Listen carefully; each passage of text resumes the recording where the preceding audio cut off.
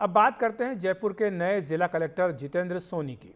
नागौर, झालावाड़, अलवर या जालोर, जहां भी जितेंद्र सोनी रहे, इन्होंने ऐसी मिसाल कायम की है जिससे लोगों की जिंदगी बदल गई। उनसे बात की हमारी सहयोगी हर्षा कुमारी सिंह ने। साथ हैं जयपुर के नए जिला कलेक्टर जितेंद्र सोनी जी। जितेंद्र सोनी जी बहुत अनअज्यूमिंग हैं और बिल्कुल नहीं चाहते हैं कि कोई उनकी प्रशंसा करे, लेकिन मैंने लंबे समय से इनका करियर फॉलो किया है, इसलिए मैं बताना चाहती हूँ कि जब से वो फील्ड में आए उन्होंने कुछ ना कुछ ऐसी पहल की है जिससे आम आदमी की ज़िंदगी बदल सकती है। जब पाली में थे तब उन्होंने स्कूल ऑन व्हील्स लेके आए। जितेंद्र जी, क्या थॉट था आपका कि आप स्कूल ऑन व्हील्स लेके आए थे पाली में? यद्यपि वो उस समय की आवश्यकता थी, उसके पश्चात तो स्थितियां बहुत परिवर्तित हुई हैं। वो जैसा ज़रूरत महसूस हुई कि स्लम एरिया के बच्चों के लिए काम किया जाए, तब वो सोचा था, विद्या प्रवाहिनी के नाम से।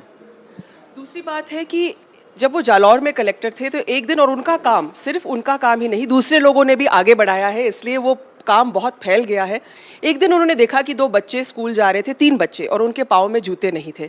फिर उन्होंने खुद उनके लिए वो जूते खरीद के लाए, लेकिन फिर बड़े पैमाने पे 25,000 बच्चों को जूते दिलाए गए। और आज जितेंद्र जी, मैं आपके लिए नहीं कह रही हूँ, लेकिन वो पहल आज भी जारी है, और कहीं ना कहीं आपको अच्छा लगता होगा ये सोच के कि आपने जो नोटिस किया, आज वो 1 लाख से ज़्यादा बच्चों तक पहुँच चुका है। Children now have shoes to wear in schools in Jalore.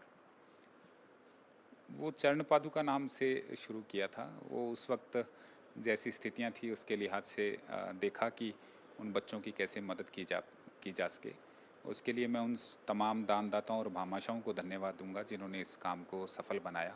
और मेरा मानना है कि हम कम से कम व्यक्तिगत तौर पर, सामाजिक तौर पर और सरकारी इस व्यवस्था में रहते हुए अगर किसी भी स्कूल जाने वाले बच्चे के लिए ऐसा प्रयास कर पाएँ तो उसके लिए वो हमने शुरू किया था। जितेंद्र जी, आपने बहुत सही बात कही है कि हम लोग भले ही सिस्टम का पार्ट हो, लेकिन अपने जो, हमारी जो अंदर में जो इंसानियत है, या आपकी जो परवरिश रही है, जो श्रेय रहा है, उससे आप लोगों की जल्दी से आपकी एक एम्पैथी रहती है। आप बताइए कि क्या इंस्पिरेशन रहा है आपको कि आप इस तरह से लोगों की जो छोटी मोटी प्रॉब्लम्स होती है उसको आप इमीडिएटली पिकअप कर लेते हैं।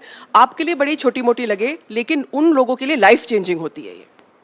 मेरा इसमें ये मानना है कि जब भी कोई व्यक्ति हमारे पास आता है वो एक उम्मीद लेकर आता है, और अगर हम उसकी बात सुनकर हमारे किसी प्रयास से उसका काम हो जाता है तो उसका ना केवल व्यवस्था पे यकीन बढ़ता है, साथ ही साथ उस व्यक्ति की जो समस्या होती है वो दूर होती है, तो उसके परिवार में मुस्कान आती है।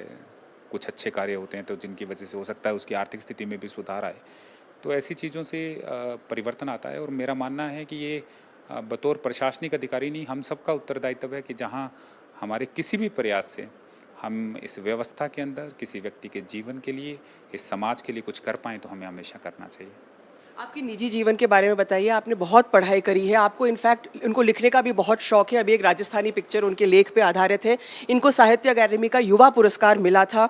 लेकिन आपकी खुद की जो जीवन है, माता पिता ने कितना प्रेरणा दी आपको पढ़ने के लिए, और कहीं ना कहीं आपने कहा कि माता जी सोचती थी कि कहीं वो कभी स्कूल नहीं गई थी, तो कहती थी कि कहीं आपने किताब उल्टी तो नहीं पकड़ रखी है।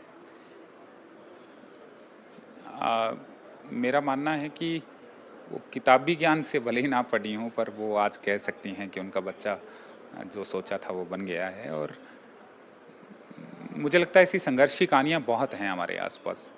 और जहाँ तक आपने ये बोला लिखना पढ़ना, वो मेरी रुचि का विषय है। उसको मैं अपने प्रशासनिक जीवन से अलग जब कभी भी कोई ऐसा क्वालिटी टाइम मिलता है तो उसमें लिखने का प्रयास करता हूँ, जैसी मेरी समझ है और जैसा मेरा अनुभव है उसके अनुरूप।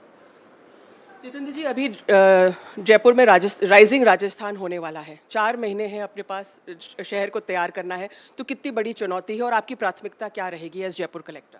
राइजिंग राजस्थान के लिए चूंकि जयपुर राज्य की राजधानी है तो निश्चित तौर पे जिम्मेदारी है। इसमें जो भी दिशा निर्देश हमें विभाग की तरफ से और सरकार की तरफ से प्राप्त होंगे उस पर हम निश्चित तौर पे काम करेंगे और प्रयास करेंगे कि इसमें ज़्यादा से ज़्यादा अच्छा काम हो।